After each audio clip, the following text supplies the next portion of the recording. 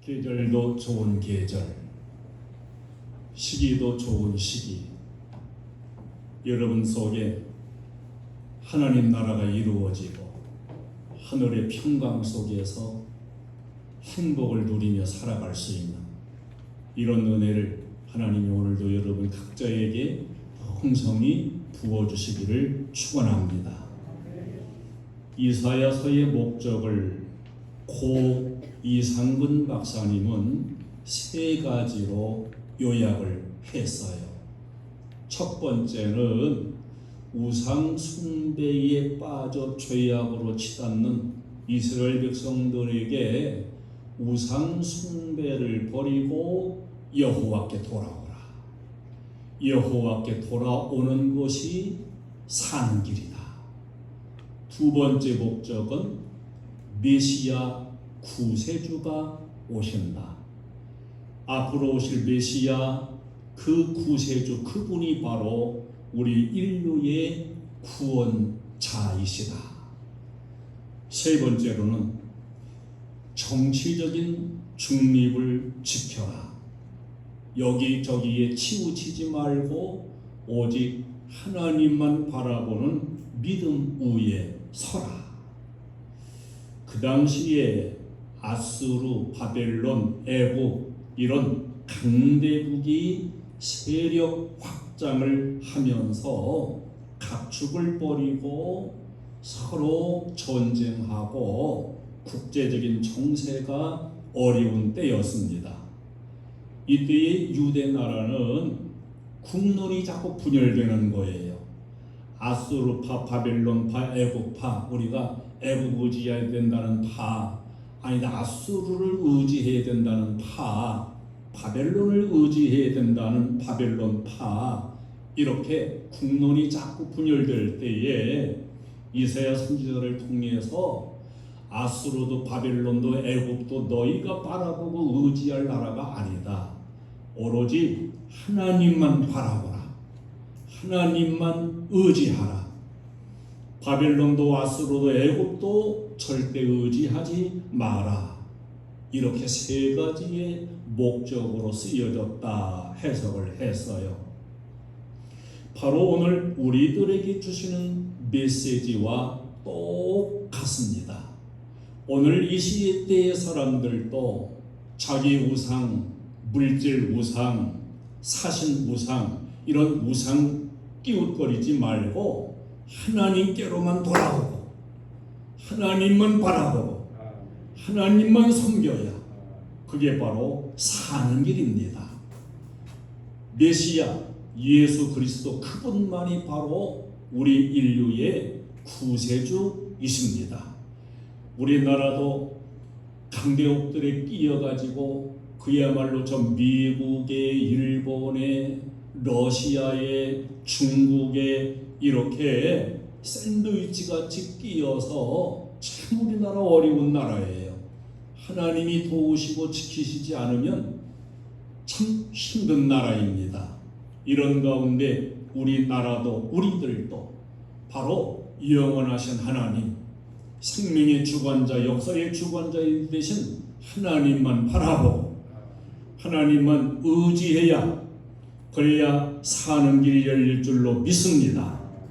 내게 주시는 하나님의 말씀, 메시지를 들어야 소망이 생기고 새 힘이 생기는 겁니다. 아모스서 5장 4절로 5절에서 여호와께서 이스라엘 족속에게 말씀하기를 너희는 나를 찾으라. 그리하면 살리라. 베델을 찾지 말며 길갈로 들어가지 말며 부엘세바로도 나아가지 말라. 길갈은 반드시 사로잡히겠고 베델은 비참하게 될 것이니라. 여호와를 찾으라. 그리하면 살리라. 할렐루야. 우리 한국도 하나님을 철저히 의지해야 됩니다. 하나님이 붙잡아 주시지 않으면 우리나라 그야말로 샌드위치가 돼가지고 힘든 나라, 어려운 나라예요. 오늘 기업도 어렵다고 하고 개인 사업자도 어렵다고 하고 경제가 어렵다고 하고 가정도 어렵다고 하고 여러 곳에서 어렵고 힘들다는 소리들이 아우성같이 들려옵니다. 이런 때일수록 우리들도 하나님만 바라보고 하나님만 의지하는 믿음에서 흔들림이 없기를 주님의 이름으로 축원합니다. 오늘도 하나님이 주시는, 내게 주시는 음성, 여러분에게 그 음성이 들려오기를 바랍니다. 오늘 18절에서 하나님께서 기다리신다 이렇게 말씀해요. 여호와께서 기다리시나니 이는 너희에게 은혜를 베풀려 하심이요. 전능자 역사의 주권자 하나님이 기다리신다고 말씀해요. 이것은 하나님의 사랑과 인내를 의미해 줍니다. 은혜를 베풀려 주시려고 하나님이 기다리고 계시다. 얼마나 감격스러운 말씀입니까? 누가복음 15장에 아버지를 떠난 둘째 아들 탕자의 비유를 예수님이 말씀했지요. 둘째 아들이 집을 나간 그날부터 그 아버지는 걱정과 염려로 아들을 기다려요. 잠을 이루지 못하고 기다립니다. 이 아이가 밥은 먹었나, 병에 걸리지는 않았나, 염려, 걱정하며 기다려요. 아들은 집도 잊어버리고 아버지도 잊어버리고 마음껏 방탕하며 살아갑니다. 그런데 돈 떨어지고 배고프고 갈 곳이 없어진 그때부터 아버지가 생각이 났어요. 그야말로 아버지 집에는 품꾼들도 풍족한데 나는 이 먼 나라에서 방탕하다가 결국 줄여 죽게 됐구나. 스스로 돌이켜 이르되 내 아버지에게는 양식이 풍족한 품꾼이 얼마나 많은고. 이에 일어나서 아버지께로 돌아가니라. 아직도 거리가 먼데 아버지가 그 거지 꼴의 아들을 보고 측은히 여겨 달려 나가서 안아주고 입을 맞춰주고 그리고 옷도 입혀주고 송아지까지 잡아서 잔치를 벌여주는 아버지의 모습으로 비유를 말씀해주고 있습니다. 집을 나간 아들도 범죄에 빠진 백성도 누구라도 하나님 앞에 돌아오면 산다는 거예요. 하나님은 그를 맞아주신다는 겁니다. 하나님께 돌아올 때 사는 길이 열린다는 겁니다. 하나님으로부터 떠나가는 것, 그게 바로 타락이에요. 하나님께로 돌아오는 것, 그게 바로 회개요, 사는 길이라는 사실입니다. 예레미야 2장 13절에 내 백성이 두 가지 악을 행하였나니, 그 당시도 마찬가지, 오늘날도 마찬가지예요. 모든 인생은 이렇게 시대 속에 두 가지 악을 행하여요. 그 첫 번째 악은 그들이 생수의 근원되는 나를 버린 것과, 진정 생수의 근원이 하나님이신데 인생들은 자꾸 하나님을 버리고 죄의 길로 가고, 이게 바로 악이에요. 두 번째 악은 스스로 웅덩이를 판 것인데, 그것은 그 물을 가두지 못할 터진 웅덩이들이니라. 하나님의 말씀 따라 사는 게 아니라 자기 생각으로 웅덩이를 파여 자기 생각 가지고 사업하고 자기 생각 가지고 자기 머리 굴려서 인생을 살려고 해요. 근데 이게 바로 터진 웅덩이에 물을 붓는 것처럼 남는 것은 없고, 이렇게 인생들은 악에 빠져 산다는 것이고, 이것이 바로 고통이라고 가르쳐주고 있습니다. 호세야 14장 1절은 이스라엘아 내 하나님 여호와께로 돌아오라. 하나님께로 돌아오면 4절에 그들의 반역을 고치고 기쁘게 그들을 사랑하리니 나의 진노가 그에게서 떠났음이니라. 5절에서는 돌아오는 자에게 하나님은 이슬같이 임하셔서 꽃 피게 하시고 열매 맺게 하시고 뿌리 기반이 튼튼하게 해주신다고 말씀하면서 여호와께로 돌아오라, 이렇게 하나님이 끊임없이 부르시는 거예요. 돌아오면 하나님이 맞아주신다는 겁니다. 9절에서는 이 진리를 깨닫는 자가 총명 있는 자요 의인이라고 말씀하고 있습니다. 이 음성을 오늘 우리도 다 내게 주시는 음성으로 들어야 될 줄로 믿습니다. 페니 크리스비라고 하는 여사는 앞을 못 보는 맹인이었어요. 얼마나 앞을 못 보니 고통스럽겠습니까? 그러나 신령한 눈을 떠서 영원한 하나님의 나라, 살아계신 하나님을 보며 살아가면서 영감의 찬송을 많이 작시한 그러한 그야말로 하나님이 쓰신 사람이었습니다. 이 크루스비 여사가 작시한 찬송 가운데서 특별히 531장은 유명한 찬송시예요.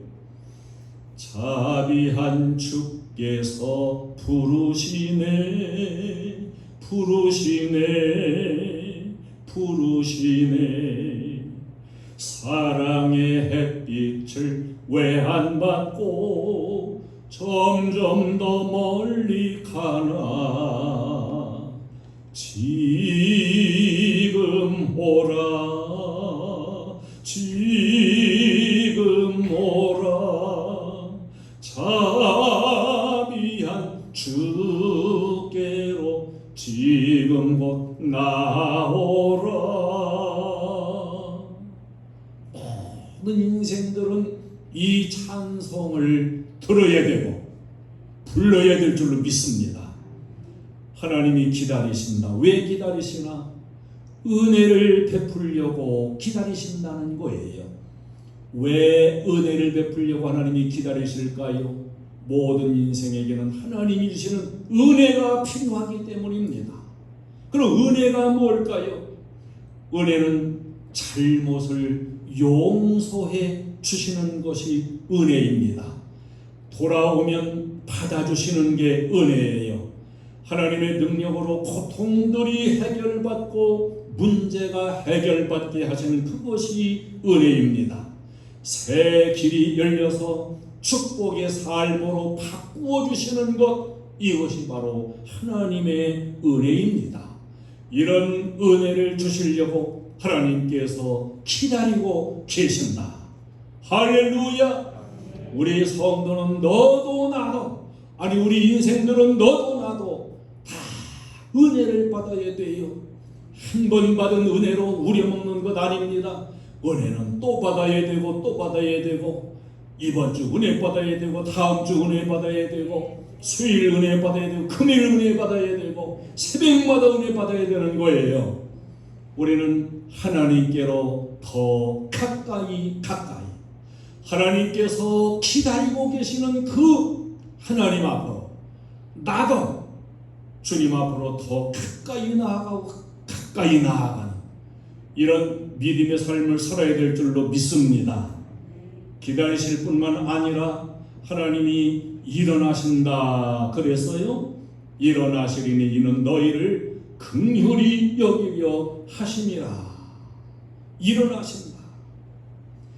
사도행전 7장에 보면 스데반이 복음 전하다가 순교를 하는데 유대인들에게 돌을 맞아 순교하는 그 순간에 예수님이 하나님 우편에서 일어서셔서 스데반을 보시면서 응원하는 그런 모양, 이것을 스데반의 영이 열려서 보고서 증거하는 것을 볼 수가 있습니다.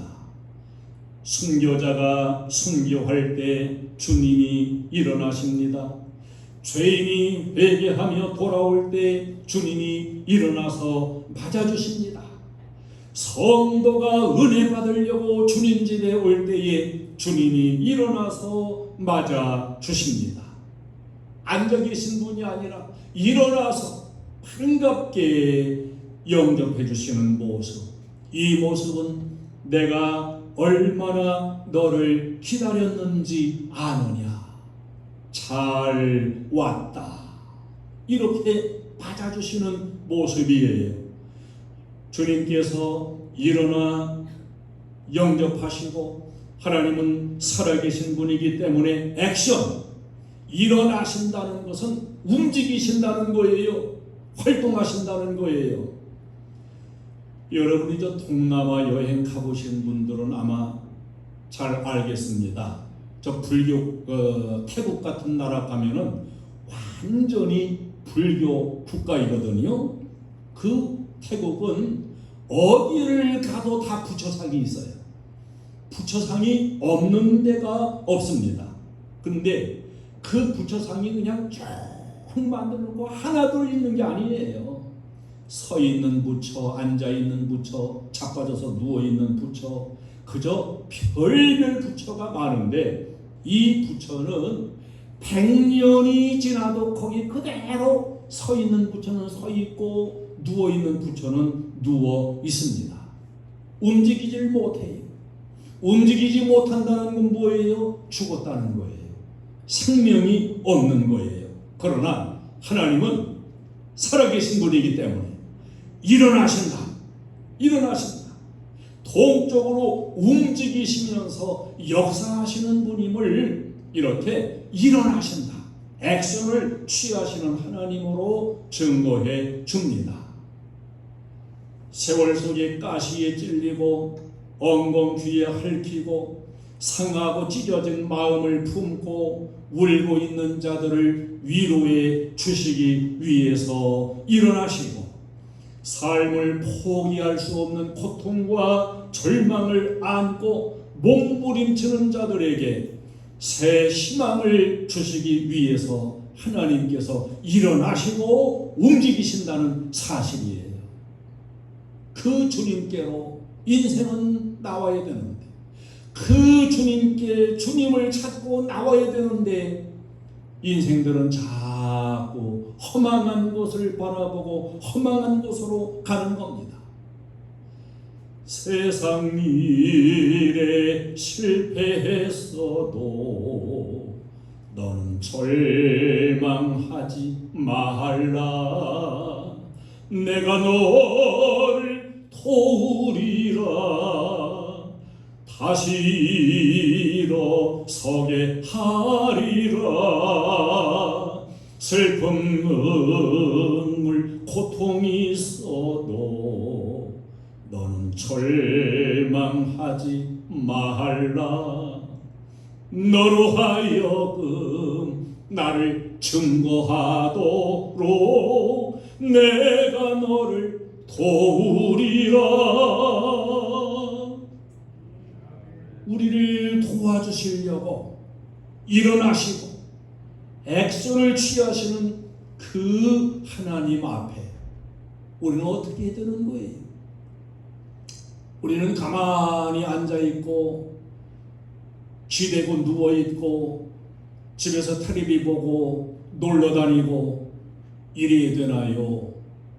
우리도 일어나서 움직여서 그 하나님께로 나와야 되나요? 우리 인생은 어떻게 해야 됩니까? 여러분, 주님 앞에 움직이세요. 움직이고 액션을 취하고 하나님을 향해 일어나 나아가는 이러한 우리 모두가 되어지기를 주님의 이름으로 축원합니다. 하나님이 기다리시고 일어나실 뿐만 아니라 19절에 보니까 하나님께서 응답하신다고 말씀하잖아요. 그가 내 부르짖는 소리로 말미암아 내게 은혜를 베푸시되 그가 들으실 때에 내게 응답하시리라. 응답하시리라.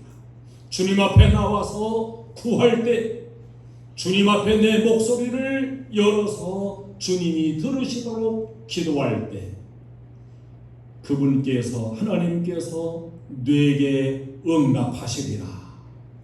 응답하시는 내용이 23절부터 26절에 쭉 나와 있습니다. 풍성하고 기름지게 응답해 주신다는 겁니다.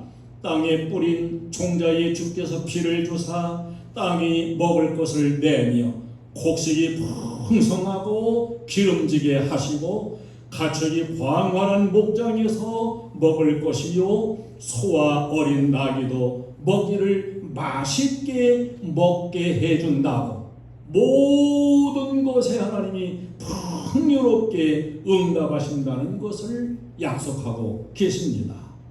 농사도 잘 되게 하고 목축도 잘 되게 하고 사업도 잘 되도록 다 풀려지고 열려지게 하시고 시냇물이 흐르게 하시는 은총으로 응답하신다는 것, 이것을 말씀하고 있습니다.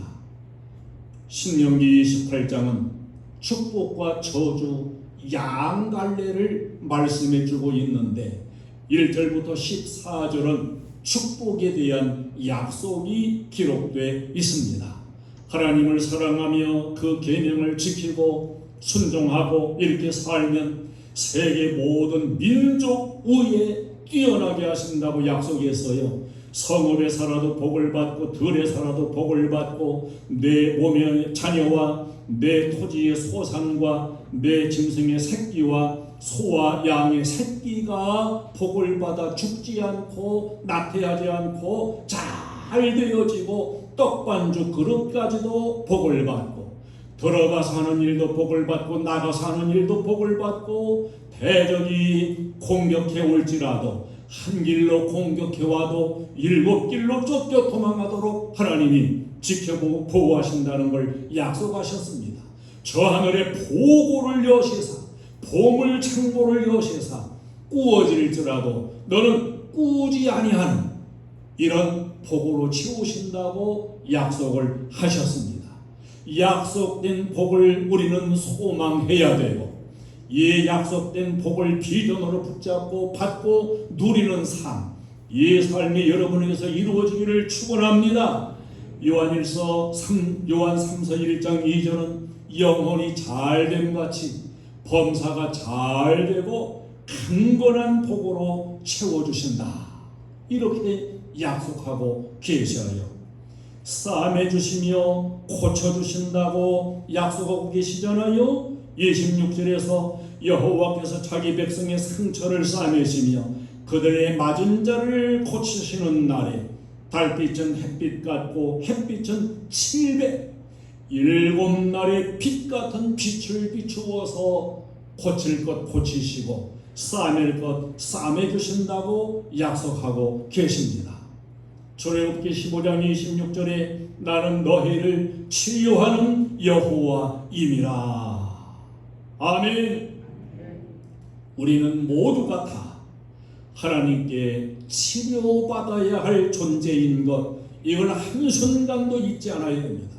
하나님의 은혜로 순간순간 계속 치료받으며 살지 않으면 이 세균 많고 오염된 세상에서 우리가 건강하게 산다는 것 참으로 어려운 일입니다. 여러분 병원에 가봤잖아요. 병원마다 한산하고 간호원이 앉아서 그냥 그 휴대폰 만지고 의사가 앉아서 그냥 의자 두물리고 있는 그런 게 보셨나요? 병원마다 각 과마다 다 만원이. 우리 지방의 한 목사님 아들이 전도사님인데 얼마 전에 결혼했어요. 근데 눈이 이상해가지고 눈이 이제 잘 못 보고 잘 이상하니까 병원에 가는데 저 서울에 있는 병원에 가려니까 내년 9월 달 돼야 치료를 하든 보든 한대요. 그게 조금 덜 유명한 병원을 갔더니 한 2달 있어야 진료를 받을 수 있대요. 요새 여러분 시원찮게 병들면 치료받기 전에 죽어요. 세상에 눈을 진료를 받으려는데 1년 기다려야 되는 1년. 제가 얘기하는데 여러분 다 아시잖아요. 뭐 허리 아프고 무릎 아픈 사람 유명한 데 가려면 몇 달, 1년. 그 전에 명 짧은 사람 죽겠어. 치료받기 전에 죽겠어요. 그렇게 병원에 환자가 많아요. 여러분 그런 병원에 지금까지 안 가고 살았다면 이게 얼마나 축복입니까? 하나님이 싸매시고 고치시는 은혜 없이 어떻게 지금까지 건강하게 살았겠어요? 상한 심령들, 상처받은 감정, 고장난 육체의 기능, 삐뚤어진 인간 관계, 이걸 누가 고쳐주고 누가 바로 세워주냐? 하나님께서 치료하신다는 거예요. 하나님께서 싸매주시고 고쳐주신다는 겁니다. 사람은 아무리 가까운 사람도 형제까지도 상처를 줘요. 실망을 줍니다. 그럴 수밖에 없는 것이 모든 인생은 다 조각목이에요. 조각목이 뭐냐 그러면 가시나무예요. 가시나무 가시 잘라가지고 다듬어가지고 하나님의 자녀 되고 이렇게 사람이 되는 거지, 근본 인간의 본래는 조각목이에요. 조각목, 가시나무예요. 가시 없는 사람 봤습니까? 아니 물론 겉으로는 가시가 없지. 가시 갖고 다니는 사람 없어요. 그러나 이 속에 가시가 들어 있습니다. 좋다가도 틀어지면 가시가 나오는 거야. 이 가시로 막 찌르는 거예요. 이 가시에 찔려가지고 실망하고 상처받고 가까이 해보지만 결국 상처를 받습니다. 그러나 우리 하나님은 근본적으로 그 상처를 싸매주시는 분, 모든 병을 고쳐주시는 분이라고 하나님이 말씀하고 있습니다. 회복의 은총을 주십니다. 영혼을 고치시고 정신도 고치시고 환경도 고치시고 인간의 삐뚤어진 생각까지도 고치시고 모든 육체의 질병을 하나님이 싸매시고 고쳐주신다. 우리가 이 머리 끝에서부터 눈, 코, 귀, 입, 목, 허리, 척추, 허리의 모든 디스크, 신경, 엉덩이, 이 골반뼈, 이 내장에 있는 모든 기능, 아래 하체로 내려가서도 뼈, 모든 그 무릎, 발, 하나님이 고쳐주고 싸매주고 이 은혜 아니면 우리 건강하게 살 수가 없어요. 병원에 안 가고 사는 걸 감사해야 됩니다. 내가 타고나서 건강하다고 생각하지 마세요. 하나님이 다 싸매주시고 고쳐주시는 이 은혜를 주셨기 때문에 하나님께 내가 나아가 기도할 때마다 하나님이 치료의 광선도 비추어 주시고 성령으로 치료의 은혜를 베풀어 주시니까 상처가 자꾸 싸매지는 것이고 병난 것이 치료가 되는 것이고 이래서 우리가 사는 거예요. 이러한 그 싸매시며 고치시는 은총 여러분에게 항상 응답으로 충만하시기를 바랍니다. 자녀의 그 앞길도 하나님이 고쳐주십니다. 부부의 관계도 고쳐주십니다. 할렐루야. 하나님께서 우리 인생들 버림받아도 쌀 이런 인생들을 은혜 주시려고 기다리시고 그 앞에 나와서 하나님 앞에 오기만 하면 하나님이 은혜를 베풀어 주시려고 기다리시며 하나님이 일어나셔서까지 크게 긍휼을 베푸시려고 우리들을 기다리시는 하나님이라고 말씀해요. 그러면 우리들은 어떻게 해야 됩니까? 우리가 기다리시는 주님 앞에 빨리 나가야 되고 우리를 은혜 주시려고 일어서시는 그 하나님 앞에 우리도 일어나야 되고 그 하나님 앞으로 나아가야 되지 않겠습니까? 하나님께서 응답하신다 그랬어요. 풍성히 응답하시고 싸매시고 고쳐주신다. 그 하나님 앞에 우리는 나아가서 기도해야 마땅하지 않습니까? 기도를 들으실 때 하나님이 이렇게 응답하시고 싸매시고 고쳐 주신다. 여러분, 주님을 향해 일어나지 않으시렵니까? 집안에 가만히 앉아서 TV 보고 그저 귀찮다고 주님 옆에 나아가는 것을 자꾸 게을리해서 되겠습니까? 우리도 주님 앞으로 나가야 되고, 이제 주일날도 나가고 수요일날도 금요일날도 자꾸 주님 앞으로 일어나서 나오십시오. 부르짖으세요. 사모하세요. 하나님으로부터 풍성한 응답을 받는 이런 복된 삶을 살게 될 것이며, 치료받고 해결받는 크신 은총을 하나님이 그야말로 아낌없이 우리에게 부어 주실 줄로 믿습니다. 주님을 향해서 기꺼이 일어나서 나아가고 주님 앞에 부르짖으며 기도하고 주님을 향해서 주님만을 바라보고 흔들림 없는 믿음 위에 서서 사는 저와 여러분 되시기를 주님의 이름으로 축원합니다. 우리 찬송 54장 찬송을 드리겠습니다.